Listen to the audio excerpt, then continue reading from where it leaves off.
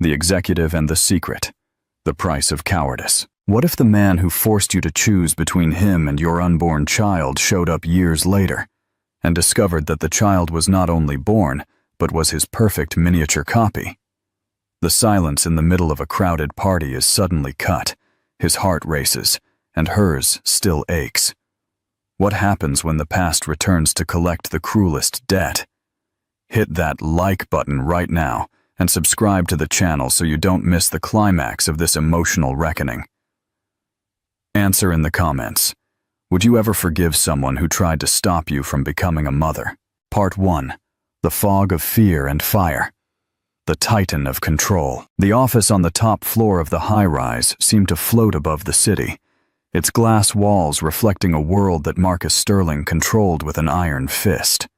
At 35, he had built a global tech empire that made other executives tremble at the mere mention of his name. Every move was calculated, every word measured, every emotion buried beneath layers of cold detachment he had cultivated like a fortress. The scent of premium Colombian coffee blended with the aroma of Italian leather from his executive chair.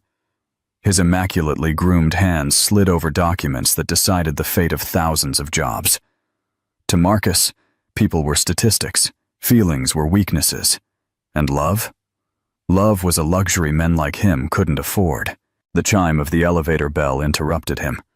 His steel-gray eyes, cold as ice, looked up, expecting his assistant.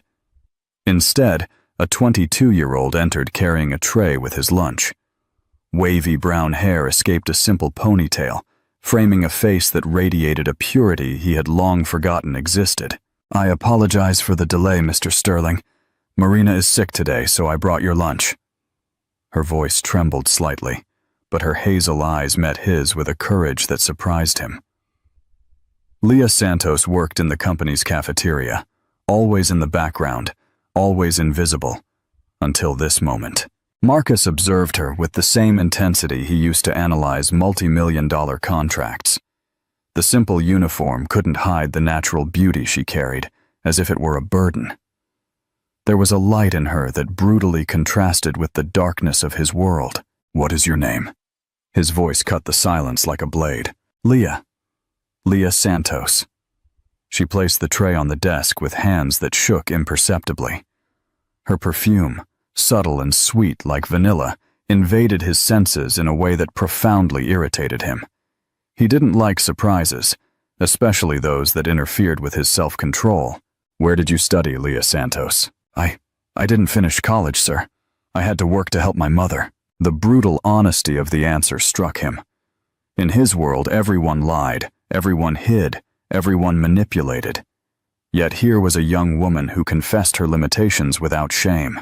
The forbidden attraction. In the following days, Marcus invented excuses to see her. He stayed late, knowing she did the night cleaning. He watched her through the security cameras, fascinated by the way she hummed softly as she worked, as if she could find joy in the simplest tasks. The first real conversation happened on a rainy Tuesday. Leah was wiping the windows when lightning sliced across the sky, making her jump and drop her spray bottle. The liquid splattered across the marble floor. "I am so sorry, Mr. Sterling. I'll clean it up right away." She knelt, her trembling hands trying to contain the mess. "Leave it." Marcus approached, his expensive cologne mixing with the scent of disinfectant. "Are you afraid of storms?" "A little." Leah stood up, her eyes meeting his. "When I was little, my mother used to say the thunder was the angels rearranging the furniture in heaven." The innocence of that sentence disarmed him completely. When was the last time someone had shared something so pure with him? "Do you believe that?" His voice was softer than intended. "I believe we sometimes need beautiful stories to make the world less frightening." Leah smiled, and it was as if the sun had risen inside that gloomy office. That night, for the first time in years, Marcus couldn't sleep thinking about business. He thought of her smile, the way her eyes lit up when she spoke of her mother, the vulnerability she wore as if it were a strength. Their encounters became frequent, always disguised as casual. He invented late meetings just to see her. She, in turn, began to stay a little longer, tidying things that were already perfect, as if she, too, sought excuses to prolong those moments. The first time they touched was on a Saturday. Leah had stayed to do an extra cleaning, needing the money for her mother's medicine. Marcus, of course, had invented an emergency to be there. When she reached for a book on a high shelf, he approached from behind, his hand covering hers. The electric shock that passed between them was undeniable. Leah turned slowly, her body pressed between the bookshelf and his chest. His masculine scent enveloped her like an intoxicating cloud. "Marcus," she murmured his first name, and the sound of her voice pronouncing it was like music to his ears. "You shouldn't be here, Leah." But even as he said it, his hands moved to her face, his thumbs stroking her rosy cheeks. "Neither should you." Her answer was a whisper, but it carried a truth they both recognized. The kiss was inevitable, intense, desperate. All social barriers, all economic differences, everything vanished in that moment. It was just a man and a woman discovering and losing themselves in each other in a way that defied all logic. The shadow of secrecy. In the following months, the relationship unfolded in the shadows. Marcus took her to discreet restaurants in distant neighborhoods, to boutique hotels where no one knew them. He bought her expensive clothes that she was reluctant to accept. He whispered promises in the dark that he made sure to keep. Leah blossomed under his attention like a flower that had finally found the sun. For the first time in her life, she felt special, desired, loved. Marcus was attentive in ways that surprised her daily. He remembered tiny details about her, brought her favorite chocolate, massaged her feet after long days. But there was something dark in that love. Marcus never took her to public events, never introduced her to friends, never spoke of a future. When she questioned him, he changed the subject with burning kisses and whispered promises that always felt temporary. Audience question. Mid-story CTA. Why do you think Leah accepted a secret relationship with Marcus, knowing he was ashamed of her? Leave your opinion below and remember to subscribe. Part 2. The cruel bargain. The 2 pink lines. The bomb exploded on a Thursday morning. Leah woke up nauseous, dizzy, with a delay she could no longer ignore. The pharmacy test confirmed her fears and hopes simultaneously. 2 pink lines that changed her life forever. She scheduled a special dinner, put on the blue dress he had bought her, and rehearsed the words 1,000 times in the mirror. She imagined smiles, hugs, maybe even a wedding proposal. She imagined a future where she no longer had to hide. "Marcus, I have something important to tell you." Her hands trembled as she held the untouched wine glass. "Say it." He cut his steak with surgical precision, his movements controlled as always. "I'm pregnant." The words came out in a hopeful whisper, charged with all the love she felt for him and for the life growing inside her. His fork stopped in midair. The silence stretched for seconds that felt eternal. When he finally looked up, the coldness she saw there froze her to the bone. "No." The word was a gunshot, accurate and deadly. "Marcus." "I said no, Leah. You will resolve this tomorrow." His voice was the same one he used in corporate meetings. Cold, calculating, devoid of any emotion. "Resolve? You're talking about our baby." Tears began to burn her eyes, but she fought to keep them contained. "There is no our baby. There is a mistake that needs to be corrected." He leaned forward, his steel-gray eyes hard as stone. "Do you honestly think I will ruin my career, my reputation, because of an affair with an employee?" Every word was a stab. Affair, employee, mistake. All the nights of love, all the loving whispers, all the promises dissolved like smoke. "I love you, Marcus. I thought you thought wrong."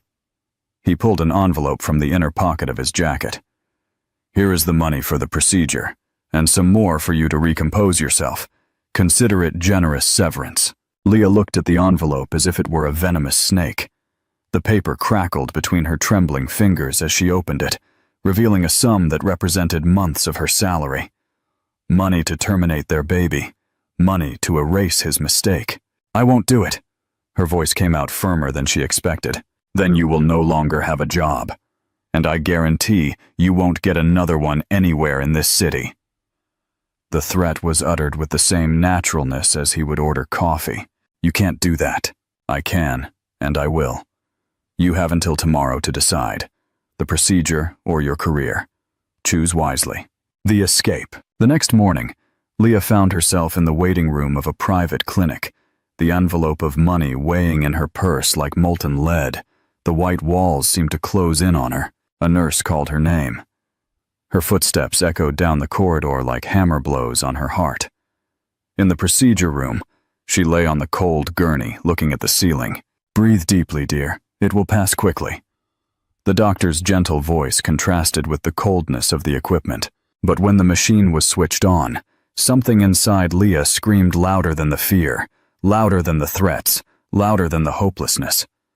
She sat up abruptly, tears streaming freely down her face. I'm sorry, I cannot do this." She ran out of the clinic, the envelope of money forgotten on the chair. In the street, she hugged her still flat belly and whispered for the first time, "Mommy is here, my love. Mommy will protect you." The rain battered the windows of the small one-bedroom apartment, like tears from a sky crying along with Leah. Marcus's money lay untouched on the kitchen table for 3 days. His influence spread throughout the city like a poisonous shadow, closing doors before she could even knock on them. Her reputation had been destroyed with the surgical precision of someone who knew all the market's weak spots. The warrior mother. It was Donna Sofia, her mother, who brought the comfort. "Daughter, I raised you alone after your father abandoned us. I worked 3 jobs. I slept on the floor so you could have a bed. I went hungry so you could have food. And you know why? Because a mother's love is the most powerful force in the universe." In the following months, Leah discovered the meaning of those words in practice. She got a job as a cleaner in a hospital, waking up at 4 in the morning to catch 3 buses to work. Her hands became raw from constant contact with chemicals. Her back ached, but she persisted. With every movement, she whispered to her growing belly, "We're in this together, my love. Mommy won't give up." Maya was born on a cold December morning. When they placed the tiny creature in her arms for the first time, Leah felt the world rearrange itself around her. That minuscule thing, with dark hair and eyes that seemed to hold ancient secrets, was the answer to every question she had ever asked the universe. The money was never enough. Diapers were a luxury she rationed. Powdered milk was bought with counted coins. There were days she ate only bread so her mother could eat.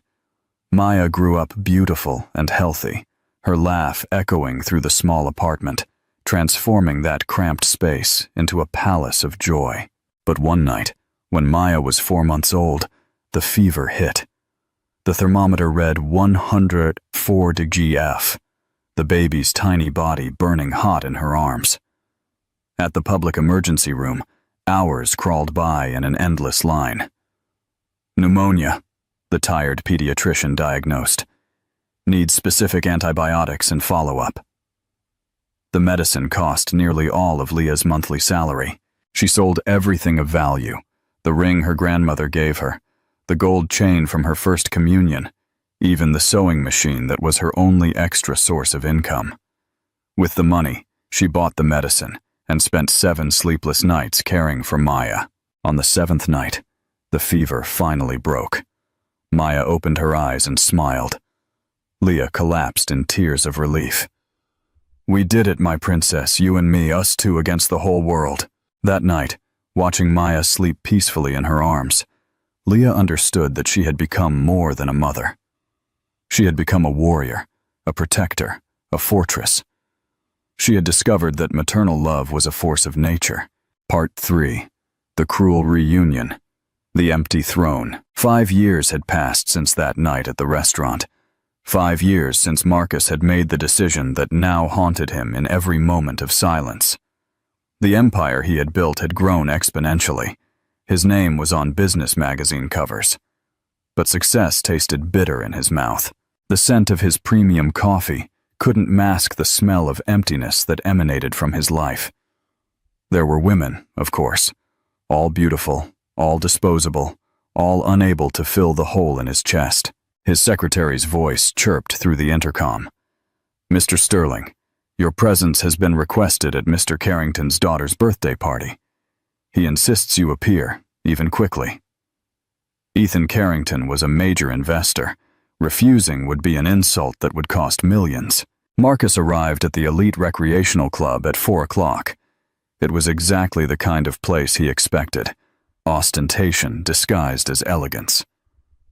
He was searching for a route of escape when he saw her. In the center of the hall, surrounded by other children, a girl with wavy dark hair was laughing as she opened colorful presents. Her delicate hands carefully tore the paper. When she lifted her face to thank a guest, Marcus felt the world stop. The eyes. Those steel-gray eyes identical to his. That jawline he recognized in the mirror every morning. That smile that was a perfect copy of his own at 5 years old, preserved in his mother's yellowed photographs. The whiskey glass slipped from his hand, shattering on the marble floor with a crash that cut the air. Conversations ceased. Marcus couldn't move, couldn't breathe, couldn't process what he was seeing. "Are you all right, my friend?" Ethan Carrington grabbed his arm. I need air." Marcus stumbled toward the balcony, his steps uncertain. The name echo. Outside, the fresh air did nothing to alleviate the feeling of suffocation. He lit a cigarette, a vice he had given up years ago, but which returned in moments of extreme stress. It was impossible. It had to be a coincidence. But as he tried to convince himself, his mind automatically calculated. 5 years. The girl was 5 years old. He returned to the hall like a ghost. He positioned himself strategically, pretending to listen to adult conversations while his eyes never left the child. "Maya, come say hello to Uncle Ethan." A woman's voice called the girl, and Marcus felt his heart stop completely. Maya. The name echoed in his mind like a life past. He knew that voice, that affectionate tone mixed with maternal firmness. Slowly, he turned to find the source of the sound. Leah was there, 5 years older, thinner, with worry lines he hadn't seen before, but still unmistakably her. She wore a simple dress, but carried the same dignity that had always distinguished her. Maya ran to her mother and nestled against her legs. The protective, loving gesture revealed a complicity that cut Marcus's heart like a sharp blade. It was obvious they were everything to each other, a complete, closed universe from which he had voluntarily excluded himself. The test of innocence. When Maya returned to play, Marcus couldn't resist approaching. He sat on a chair near the children's group, pretending to check messages while watching the girls' every movement. Maya was bright, social, and had a gift for leading games, organizing groups with the naturalness of someone born to inspire others. "Uncle, do you want to play?" Maya had approached him with the innocent courage only children possess. Up close, the resemblance was even more shocking. It was like looking at a delicate, miniature feminine version of himself. I don't know how to play very well." His voice was hoarse. "It's easy. Come on." Maya extended her small hand, and Marcus, without thinking, took it. The touch was electric. For 15 minutes, Marcus forgot who he was. He sang nursery rhymes, laughed at silly jokes, and let himself be carried away by the contagious joy of the children. And at the center of it all was Maya, radiating a light that seemed capable of healing wounds he hadn't known he had. "Maya, come here, sweetie." Leah's voice sliced the moment like a sword. Marcus looked up and met her gaze across the hall.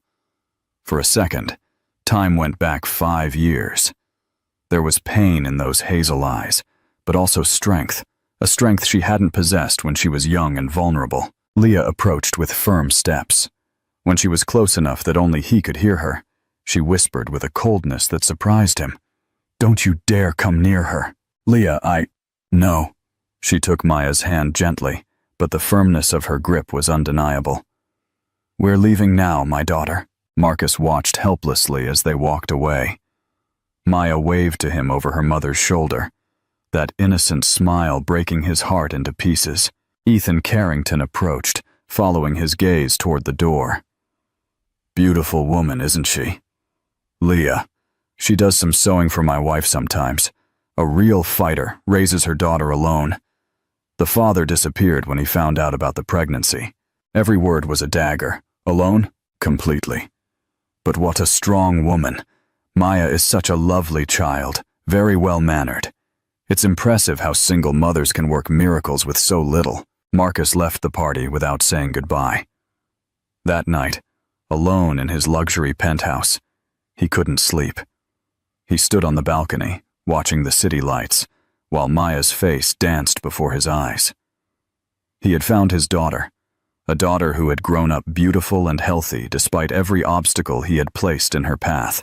For the first time in 5 years, Marcus Sterling wept. He wept for the child he lost, for the woman he wounded, for the empty man he had become. He wept because he had a perfect daughter who called him uncle, and an ex-lover who looked at him as if he were venom. Maya existed. Maya was his daughter.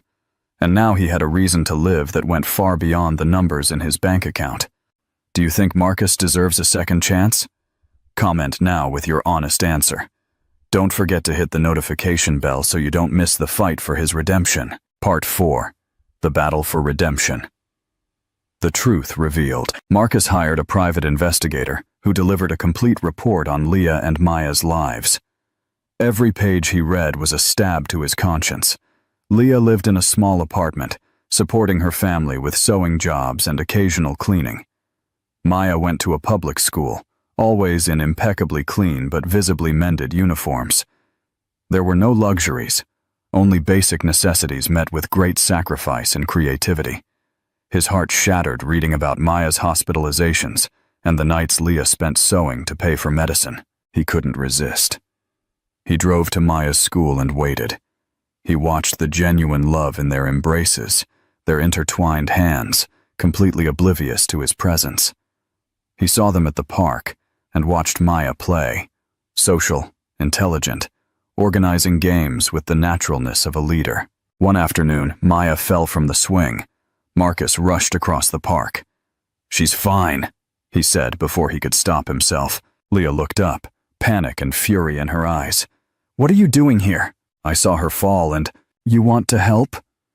Leah's voice trembled with contained emotion. "Then disappear from our lives. Again." As she walked away, he whispered the words he couldn't hold back. "She is my daughter." Leah stopped abruptly. When she turned, tears glistened in her eyes, but her voice was firm. "No, you gave up that right 5 years ago. Maya has a father, and that father is no one." Marcus followed her. "Laura, we need to talk. We have nothing to talk about.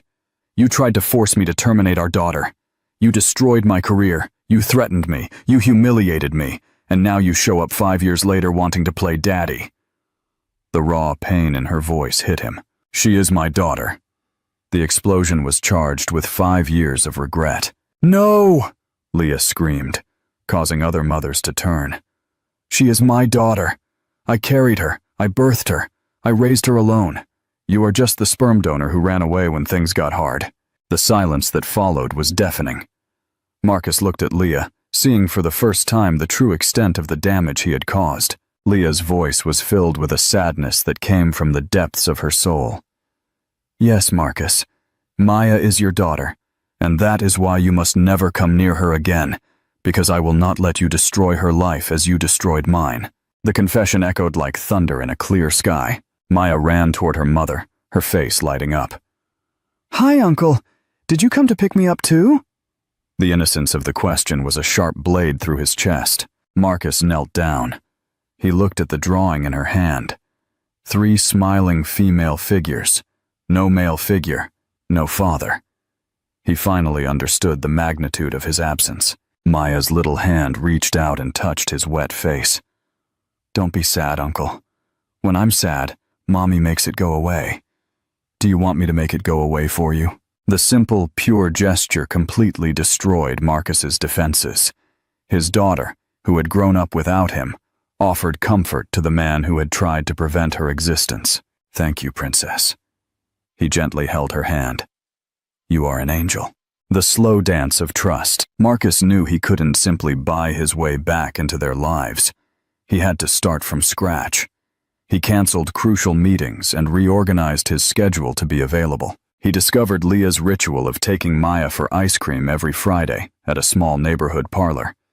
He started frequenting the place, always alone, always discreet. On the third Friday, Maya noticed him. "Mommy, look, it's the uncle from school." She walked toward his table.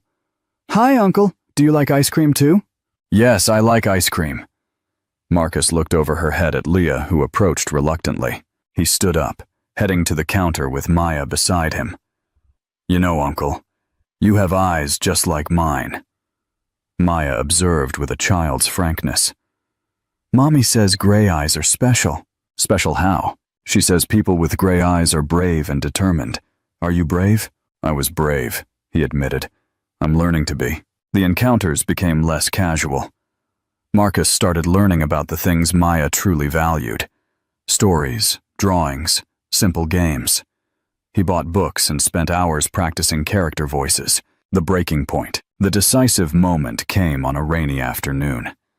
Maya was at the library with her mother when she became ill with a sudden fever. Leah panicked, realizing she didn't have enough money for a taxi to the hospital. "Please, let me help." Marcus approached, seeing the desperation in Leah's eyes. "I don't need your help." But her voice trembled, betraying her fear. "It's not for you. It's for her." Marcus pointed to Maya. "She needs a doctor now." Leah's resistance crumbled. She accepted the ride to the private hospital where he had medical coverage. In the car, Maya snuggled between them in the back seat, her little head resting on Marcus's shoulder while he held her feverish hand. In the waiting room, Leah finally lowered her defenses. "Thank you," she murmured. "You could have used this as leverage," Leah said, looking at him without anger for the first time. "You could have tried to take advantage of the situation.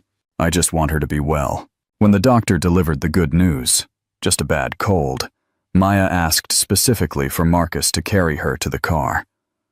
In his arms, still drowsy, she murmured, "Thank you for taking care of me, Uncle." The reckoning and the rose. 3 months passed.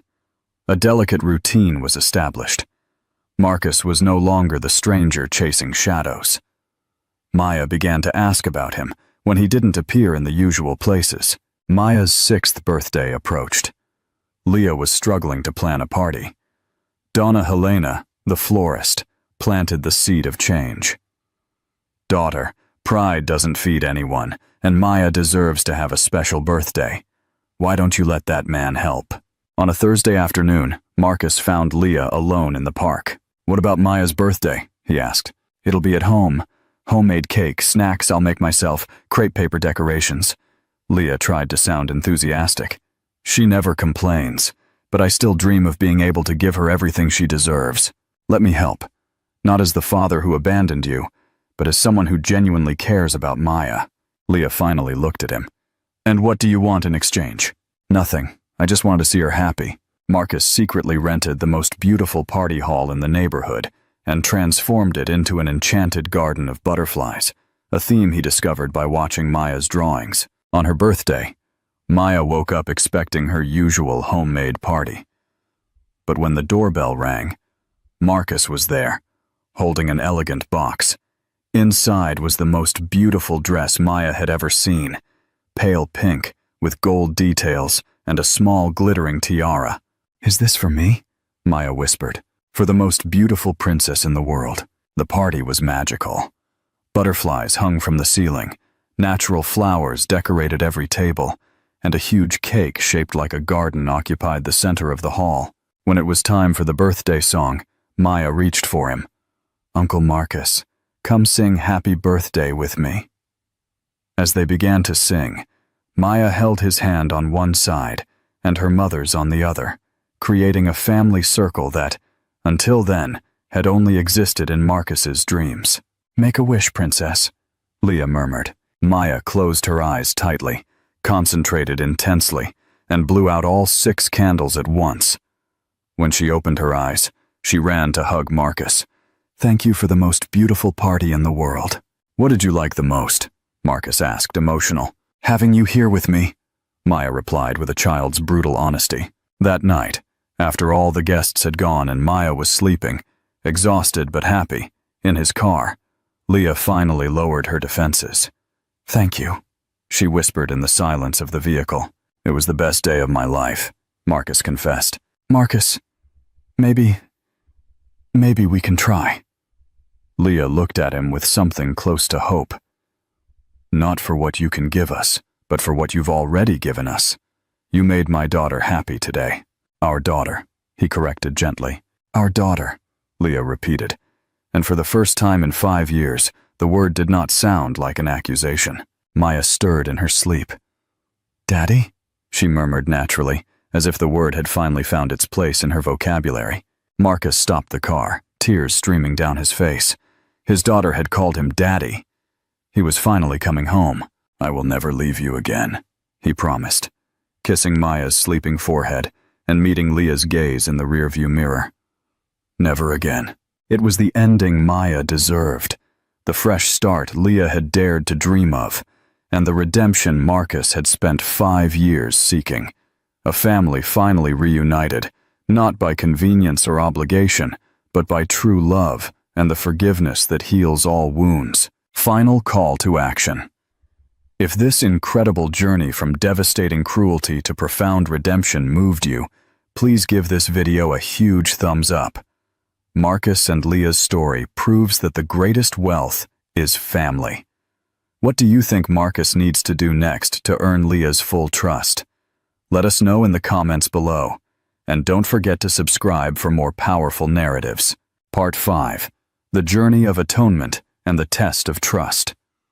The delicate balance. 3 more months passed, and the delicate arrangement between Marcus, Leah, and Maya settled into a firm, yet still fragile reality.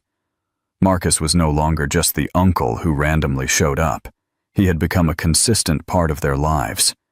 He maintained a respectful distance from Leah, understanding that rebuilding trust required time, patience, and could not be rushed. He had moved them into a warmer, more spacious apartment in a better neighborhood, ensuring it was close to a better school for Maya and a safe, clean park for her to play.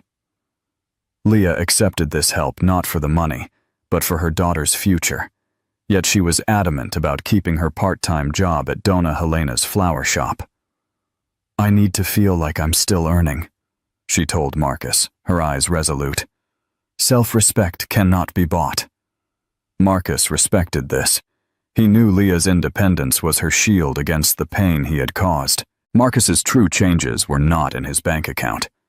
He shifted his work schedule, canceled non-essential business trips, and made time for Maya. He helped her with homework, discovering she had a remarkable knack for mathematics, inherited from him. He read her bedtime stories every night, tales about brave heroes who atoned for their mistakes, while Leah quietly watched from the doorway. But this new life still hung by a thread. The name Daddy that Maya had whispered in her sleep on her birthday had not been used consistently. She still called him Uncle Marcus, an invisible barrier that only Leah held the key to remove. The unexpected test, the biggest challenge, arrived, not in the form of a tense boardroom meeting or an angry accusation from Leah, but as a sudden crisis. On a Wednesday morning, Marcus received a frantic call from Leah. Her voice was shaking, filled with a panic he had never heard. "Marcus, it's my mother, Dona Sofia. She fell very badly. She needs emergency surgery and the public hospital. They can't do it quickly enough. They said the waiting list is—" Her voice broke, the sound wrenching his heart. "Which hospital is she at? Send me the address now. I'm on my way." Marcus's corporate instincts immediately took over, but they were fueled by a terrifying, personal fear. Within an hour, Marcus had pulled strings that would make the city's elite blush. He arranged for Dona Sofia to be transferred to the most prestigious private hospital, where his company held premium medical contracts. He did not ask for permission, and he did not mention the cost. He simply mobilized his resources. At the hospital, while Leah stood pale and terrified, Marcus was the anchor. He spoke to the surgeons, signed the paperwork, and ensured Dona Sofia was prepped for surgery within 2 hours. A miracle in the face of her severe injuries. The old Leah would have lashed out, demanding to know how much it cost and trying to refuse the help. But the new Leah, the one hardened by the struggle of motherhood and softened by a quiet hope, just watched him. As Donna Sofia was wheeled into the operating theater, Leah turned to him, her eyes glistening with unshed tears. "You didn't have to do this. I know what this must be costing you." "It costs me nothing, Leah. I'm paying a small fraction of the debt I owe you and your mother." His voice was low, honest. "You protected my child when I was too cowardly to do so. Let me protect your mother now. Please, just let me be there." Leah didn't say anything, but she reached out and grasped his hand, a small, trembling gesture that meant more to him than all the billion-dollar deals he had ever closed. It was the first time she had initiated physical contact since that fateful night 5 years ago. The quiet vigil. The surgery was long, tense, and agonizing. Marcus stayed. He didn't pace or check his emails. He sat beside Leah in the sterile waiting room, offering a silent, steady presence. He listened as Leah recounted her childhood, her mother's sacrifices, the fear she felt whenever her mother's health declined. He heard the stories of their resilience, the hardship he had inflicted, and the pure, unadulterated love that had sustained them. When the surgeon finally emerged, announcing the surgery was a success, but the recovery would be long and difficult, Leah collapsed into the nearest chair, tears of relief finally flowing. Marcus did not hesitate. He knelt before her, placing his hands gently on her shoulders, forcing her to look up. "You are exhausted. Go home, see Maya, and get some rest. I will stay the night. I will call you every hour. I promise." Leah stared at him, seeing not the arrogant executive who had offered her cash to solve his problem, but a man who was now offering his time, his strength, and his unwavering loyalty. "Why, Marcus? Why are you doing all this? You don't have to." "I have to, Leah," he confessed, his steel-gray eyes filled with a raw emotion she hadn't seen before. "Because I need you to know that the man who hurt you, he's dead. And this new man, the one who knows what it means to care for a family, he needs you to forgive him to survive. I need you to trust me." Leah finally nodded, a profound weight lifting from her shoulders. "Stay," she whispered. "Please." The night watchman and the dawn. Marcus spent the night in the waiting room. He spoke to the nurses, ensured the best private care, and guarded Donna Sofia's door like a sentinel. At 3 a.m., he received a text from Leah. "Maya asked where you were. I told her you were helping Grandma Sofia. She said you are very brave. Thank you, Marcus." He looked at the phone, a small, genuine smile curving his lips. His daughter saw him as a hero, not because of his bank account, but because he was simply there. The next morning, when Leah returned, she found Marcus looking disheveled but calm, a half-empty coffee cup in his hand. "She's stable," he said simply. "She was asking for you." Leah walked up to him, and this time, she didn't just touch his hand. She reached up and lightly brushed the sleep lines from his face. Her gaze was direct, clear, and filled with a peace that had been absent for 5 years. "Marcus Sterling," she said, her voice soft but firm.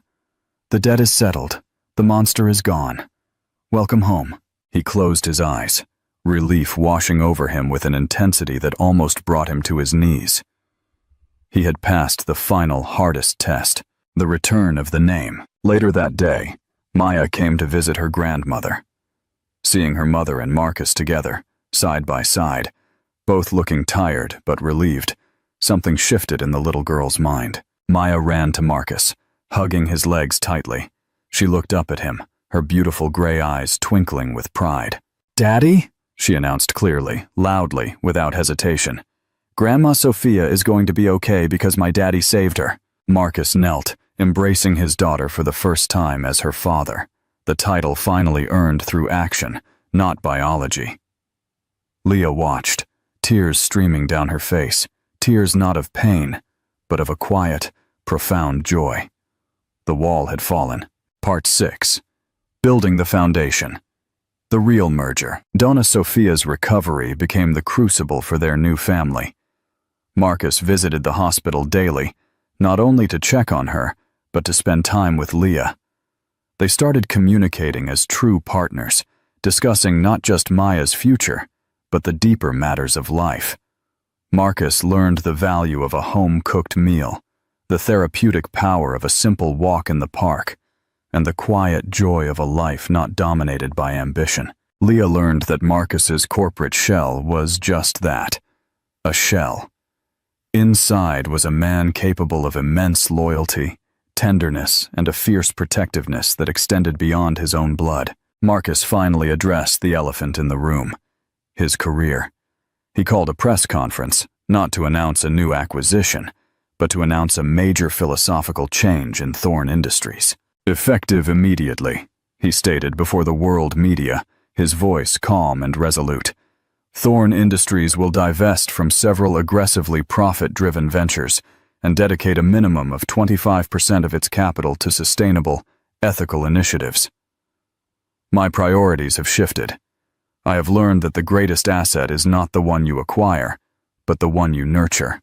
This public declaration was his final apology, his final break from the man who was solely focused on acquisition. It shocked Wall Street, but it earned him the quiet, unwavering respect of Leah. A new beginning. When Donna Sofia was well enough to leave the hospital, she was moved into the new apartment. Her wise, time-worn eyes saw everything. She called Marcus to her side one afternoon. "You are a good man, Marcus Sterling," she said, her voice soft but firm. "But you were a very frightened boy. Never let that fear take you from your family again. A throne is a lonely place, but a home, even a small one, is a paradise." "I understand, Sophia. I swear I will never choose ambition over them again." The next Saturday, Marcus didn't just join Leah and Maya at the park. He helped them pack a picnic basket. As Maya ran ahead, calling back, "Hurry up, Mommy and Daddy!" Leah took Marcus's hand. "I never needed your money, Marcus," she said, looking him straight in the eye. "I needed your courage. You've finally shown it to me." He kissed her then, a kiss that held 5 years of longing, regret, and the immense hope of a future they would build together. It wasn't the desperate kiss of a secret affair, but the tender kiss of a family coming home. The legacy. Marcus Sterling continued to run his empire, but he did so from a new perspective. He was a titan in the market, but at 5 p.m. sharp, he was simply daddy. He taught Maya about finance and business ethics, and Leah taught him about kindness and the resilience of the human spirit. They were a family forged in fire, not convenience, and their story became a quiet legend in the city, a reminder that redemption is not about erasing the past, but about building a future worthy of the love you almost destroyed. Final call to action. Their story is proof that true love and forgiveness can conquer even the darkest mistakes. What moral lesson do you think Marcus learned that every powerful person needs to hear? Share your wisdom in the comments below. And if you believe in second chances, give this video one final, strong like and subscribe. Part 7. The Echoes of the Past and a New Legacy. The Shadow of the Boardroom. Marcus's dramatic shift in priorities, publicly moving away from pure profit-driven ventures and embracing ethical sustainability, sent shockwaves through the financial world. While the public and ethical investors praised him, his inner circle, the rigid old guard members of the Thorne Industries board, saw it as a catastrophic weakness. A week after Donna Sofia returned home, Marcus's loyal executive assistant, David, delivered an ominous portfolio. "The board is moving, Mr. Sterling, specifically Mr. Harrison and the majority shareholders he controls.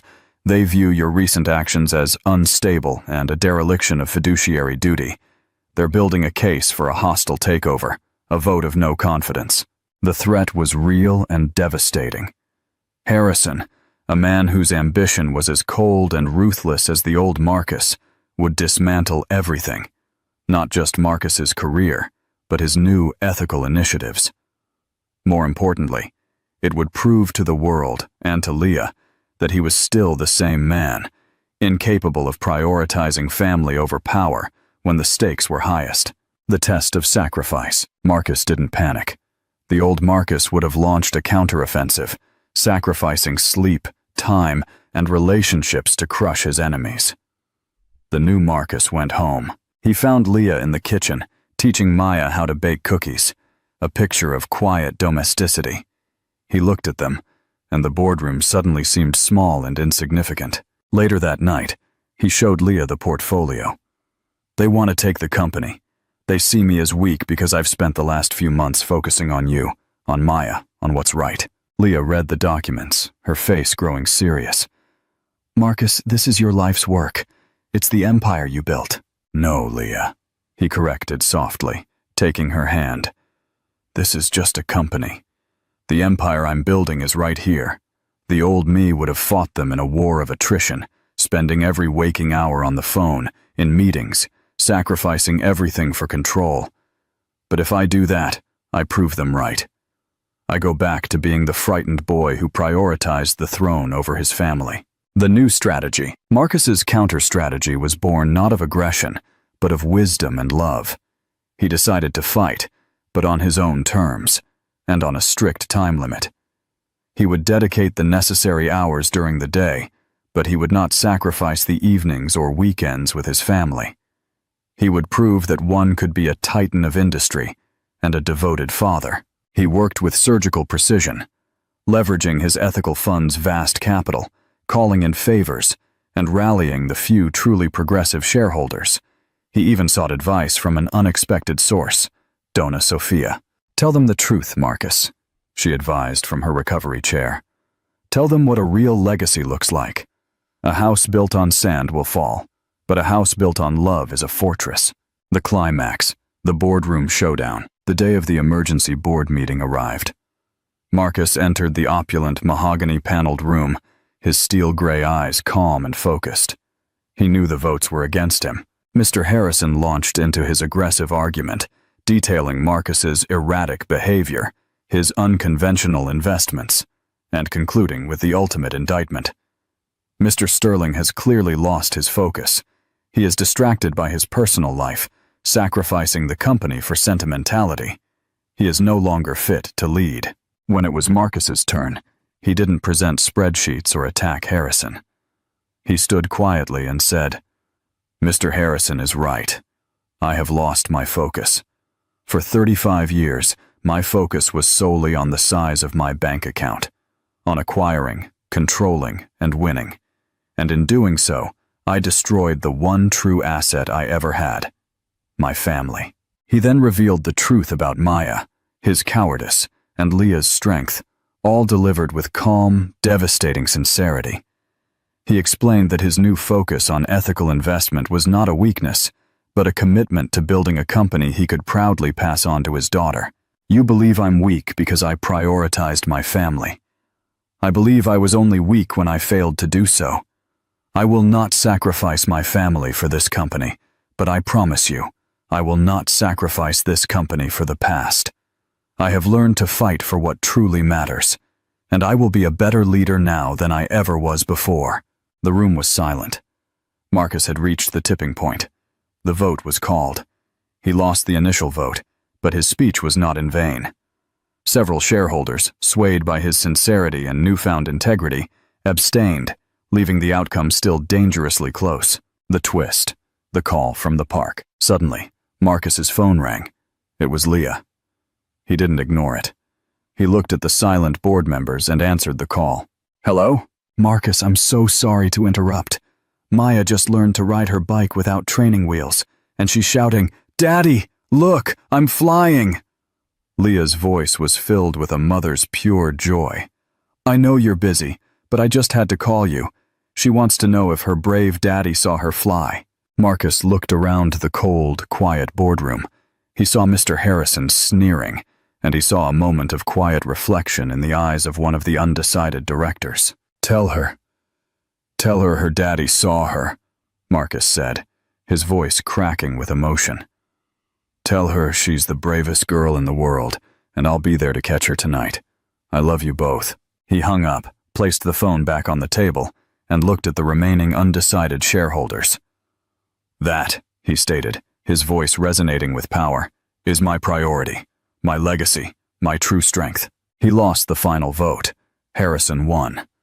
But Marcus did not leave defeated. The inheritance and the farewell. As Marcus gathered his things, ready to walk away from his empire, the same progressive shareholders who had abstained approached him. They informed him that, inspired by his speech, they had decided to follow him. "We don't trust Harrison's direction, Marcus. We trust your new vision," one told him. "We're creating a new venture, and we want you as CEO." Marcus walked out of the building not as a deposed CEO, but as a man who had chosen his family and gained a new, more powerful and ethical empire. He drove straight to the park. He didn't wear a suit jacket, just his crisp shirt. He watched Maya, soaring on her bike, calling out, "Daddy, Daddy!" Leah ran to him, enveloping him in a fierce embrace. "You lost your company, but you won us." "I didn't lose anything, Leah," Marcus said, kissing her deeply. "I shed an old skin. The company I lost was the one built by the fearful boy. The company I'm building now will be the legacy of the man who finally chose love." He took Maya's small bike, lifted his daughter into his arms, and spun her around, her infectious laughter echoing through the park. "The throne is empty, princess," he whispered to her, "but our home is a kingdom." The story ends with Marcus, Leah, and Maya, together with Donna Sofia, starting a new, truly ethical, and deeply personal legacy.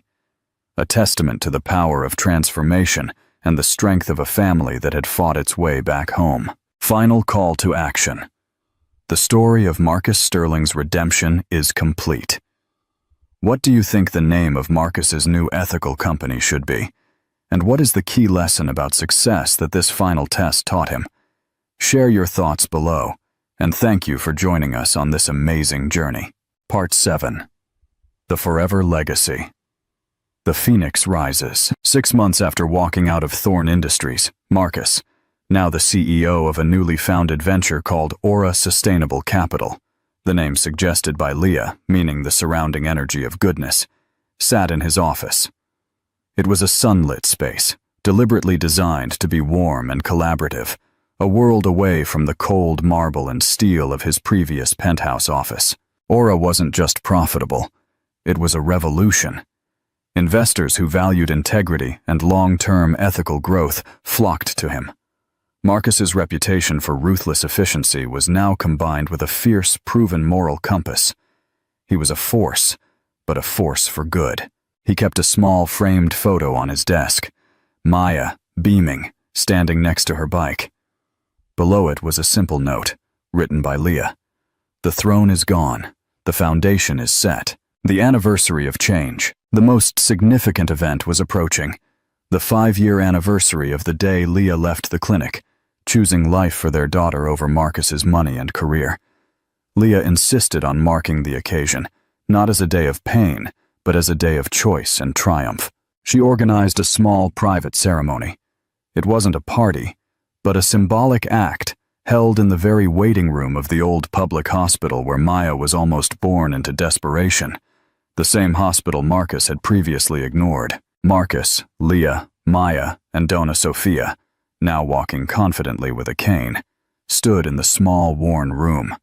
Marcus had personally renovated the room with funds from Aura, transforming it into a clean, cheerful space for mothers, but he deliberately left the imperfect heart-shaped moisture stain on the ceiling, the one Leah had stared at that terrifying morning. Leah looked up at the heart stain. "I stood here 5 years ago, alone, holding a piece of paper that was meant to erase our life. I didn't know it then, but in choosing to walk out, I was choosing everything, my strength, my daughter, and eventually, the man you became." She turned to Marcus, her eyes shining. "I forgave the monster a long time ago. Today, I honor the warrior who fought to earn his way back. You are not a visitor anymore, Marcus Sterling. You are home." The promise. Marcus knelt, not in defeat, but in devotion, right there in the waiting room.